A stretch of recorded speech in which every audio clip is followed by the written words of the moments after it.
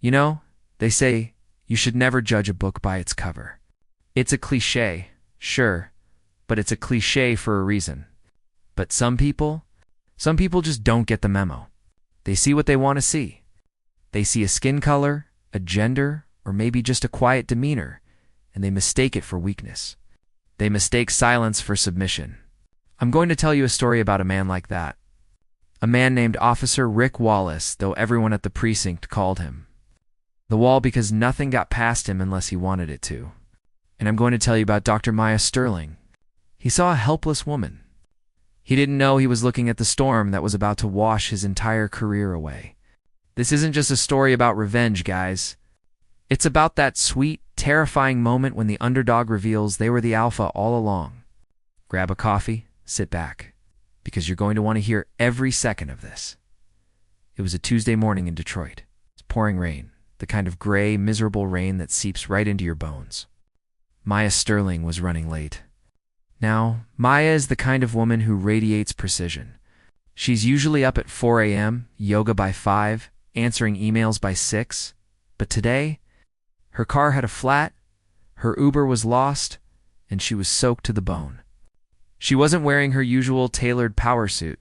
She was in a simple raincoat, no makeup, hair frizzy from the humidity, clutching a leather portfolio like her life depended on it.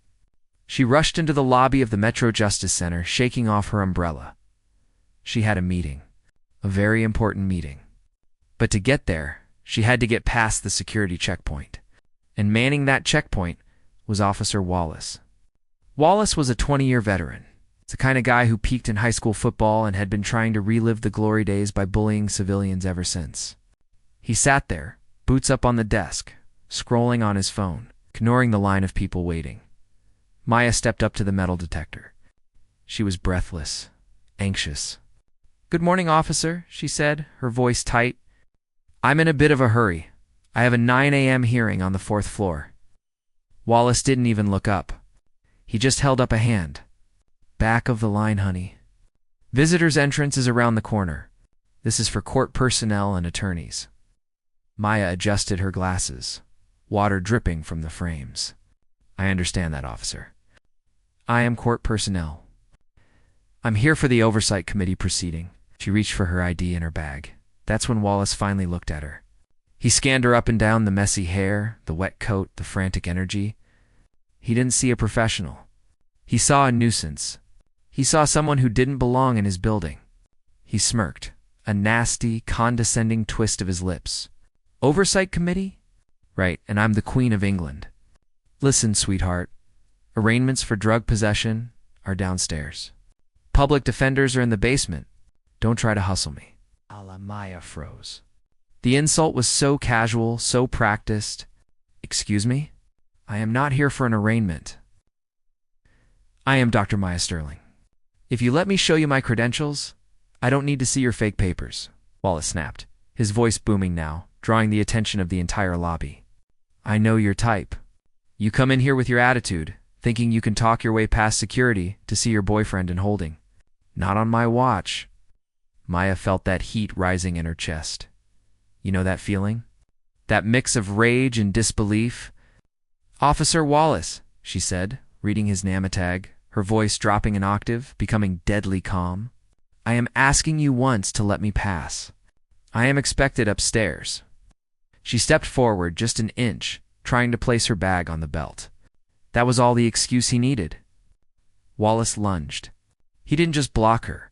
He swung his arm out in a violent, sweeping backhand motion meant to shove her back. But because she was stepping in, his heavy hand connected hard with her shoulder and the side of her face. It was a solid, cracking impact. Maya stumbled back, her heels slipping on the wet floor. She hit the marble ground hard. Her glasses flew off. Her portfolio slid across the floor, spilling papers everywhere. The lobby went silent. Dead silent. Wallace towered over her, hand on his taser. Assault on an officer. You saw that?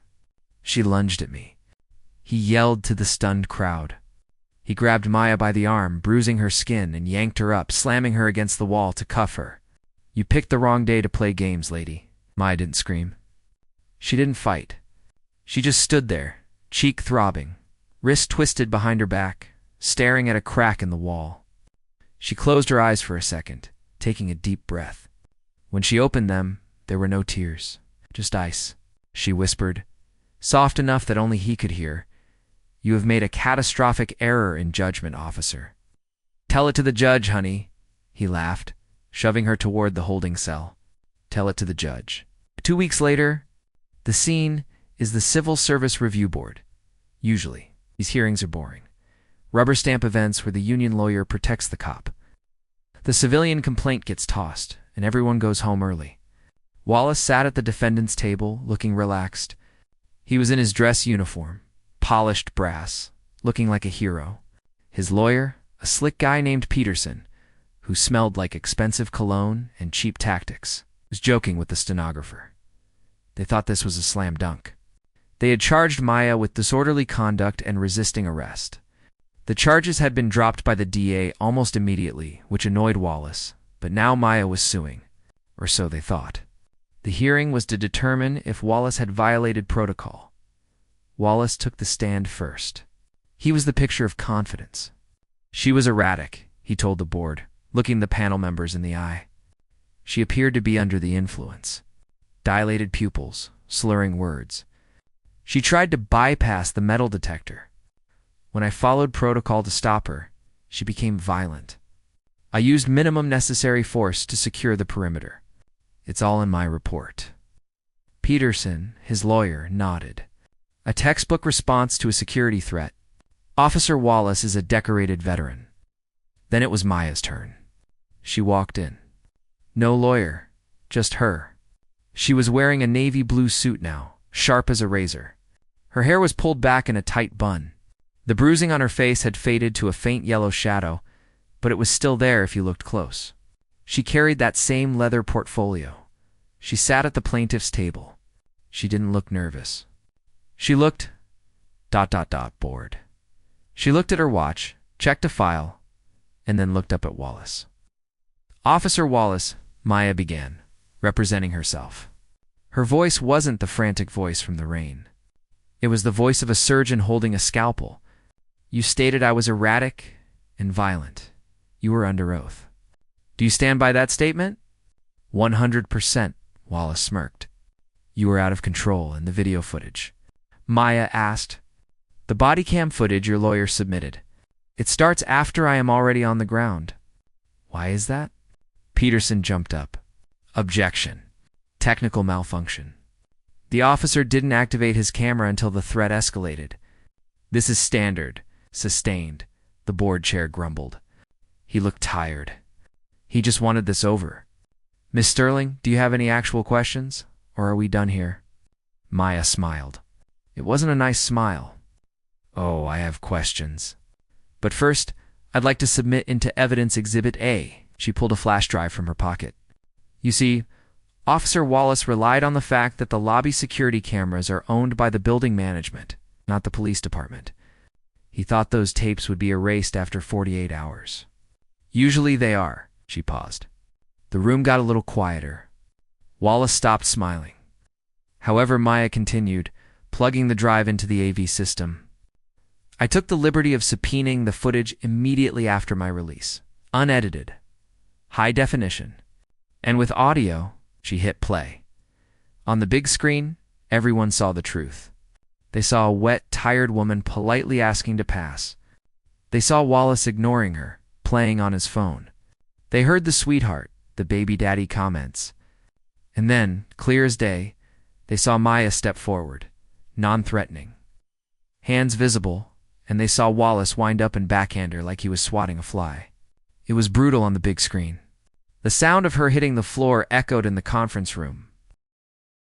Peterson was pale. He started whispering frantically to Wallace. Wallace was sweating now, tugging at his collar. That's taken out of context," Wallace stammered. "The angle. It looks worse than it was." "Let's talk about context," Maya said, stepping out from behind the table. She wasn't just a plaintiff anymore. She was pacing the room like a panther. "I did a little digging, officer. Since 2015, there have been 22 complaints filed against you. excessive force, racial profiling, verbal abuse. Every single one was dismissed by your previous supervisors. Lack of evidence, he said, she said. You felt untouchable, didn't you? I have a clean record, Wallace shouted, standing up. I protect this building. I keep the trash out. Trash, Maya repeated the word softly. Is that what you call Dr. Eris Thorne, the brain surgeon you stopped last year? Or Judge Elena Rodriguez, who you detained for 20 minutes because you didn't believe she was a judge? You have a pattern, Wallace. You target people you think are powerless. You target people based on bias, and you rely on the blue wall of silence to protect you. You're nobody. Wallace snapped, losing his cool completely. You're just some angry woman looking for a payday. Who do you think you are coming in here and lecturing me about police work? The room froze. This was the moment. The doors at the back of the room opened. Heavy oak doors. 2 uniformed captains walked in, followed by the mayor of Detroit. The board chair stood up immediately. Mr. Mayor, we weren't expecting you. The mayor didn't look at the board. He looked at Maya. He walked straight to the plaintiff's table. My apologies for the delay, Dr. Sterling. Traffic was a nightmare. Wallace looked between the mayor and Maya. His brain was trying to connect the dots, but the picture was too terrifying to accept. Maya turned to the room. She opened her portfolio and pulled out a badge. It wasn't a standard silver badge. It was gold, set in a leather case that commanded respect. For the record, Maya said, her voice ringing out like a bell. My name is Dr. Maya Sterling, former special agent with the FBI's Civil Rights Division, and as of 8 a.m. this morning, the morning of the incident 2 weeks ago, I was appointed by the mayor as the new chief of the Internal Affairs Bureau with a special mandate for departmental reform. You could hear a pin drop. No, you could hear a heart break. Specifically Wallace's heart. Maya looked at Wallace. The look wasn't angry anymore. It was pitying. I was on my way to my swearing-in ceremony when you assaulted me, officer. I was on my way to take command of the division that oversees your conduct. You didn't just slap a civilian.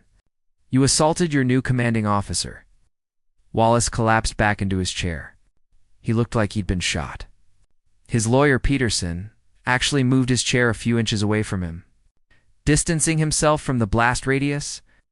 This hearing is no longer about a civil complaint, Maya said, taking charge of the room naturally. She wasn't the victim anymore. She was the boss. This is now a termination hearing.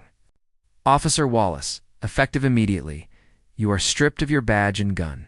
You are suspended without pay, pending criminal charges for assault and battery, under color of authority.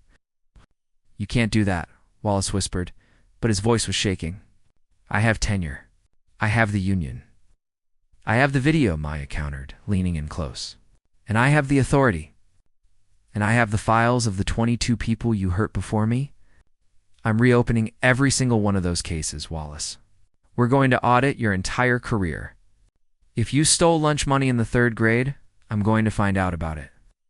She turned to the board members who were looking terrified. And to the board. This practice of ignoring complaints, it ends today. If I find out any of you covered for him, you'll be joining him in the unemployment line. Is that clear? Crystal clear, Chief, the chairman stammered. The video of the hearing, specifically the moment Alice realized who she was, didn't just stay in that room. It leaked. It went viral. Millions of views in hours. People called it the takedown. Wallace didn't just lose his job. He lost his pension. He was charged, tried, and convicted of assault. He spent 18 months in a minimum security facility. But the real punishment wasn't the jail time. It was the loss of status. He went from being the wall, the man who controlled the lobby, to being a felon who couldn't even get a job as a mall security guard. But let's talk about Maya. She didn't take a settlement. She didn't buy a fancy car. She used the momentum. She cleaned house. Within 6 months, firing rates for misconduct in the department went up 200%. Complaints from the community went down. She proved that one person in the right position, with the right spine, can change the culture. There's a scene about a year later. Maya is walking through that same lobby. It's raining again. There's a new officer at the desk. A young guy looks nervous. He sees her coming. He stands up, snaps a salute. "Good morning, Chief Sterling." Maya stops. She looks at the metal detector where she fell. She looks at the spot on the floor where her dignity had been stripped away. She looks at the young officer. "Good morning, officer," she says. "Keep it fair today?" "Yes, ma'am. Always." She walks to the elevator, head high, dry, and untouchable. And that brings us to the end of the story of Officer Wallace and Chief Sterling. It's satisfying, isn't it? Seeing the bully get crushed by the very person he underestimated, it feels like justice. But here's the uncomfortable question I want to leave you with tonight. And I really want you to be honest in the comments. If Maya hadn't been the chief of internal affairs, if she had just been a regular school teacher, or a nurse, or a stay-at-home mom, would she have gotten justice? Or would Wallace still be sitting at that desk today, pushing people around? We love the story because she had the power to fight back. But what about the people who don't? What happens to them? Drop your thoughts below. Have you ever been in a situation where someone misjudged you based on how you looked? Did you get your Maya Sterling moment, or did you have to walk away? Let's talk about it. If you liked this story, hit that like button. It helps the channel more than you know. Subscribe if you want more stories about real people facing impossible odds and winning. Until next time, stay safe, stay sharp, and remember, you never know who you're talking to. So treat everyone like they might be the boss. Peace.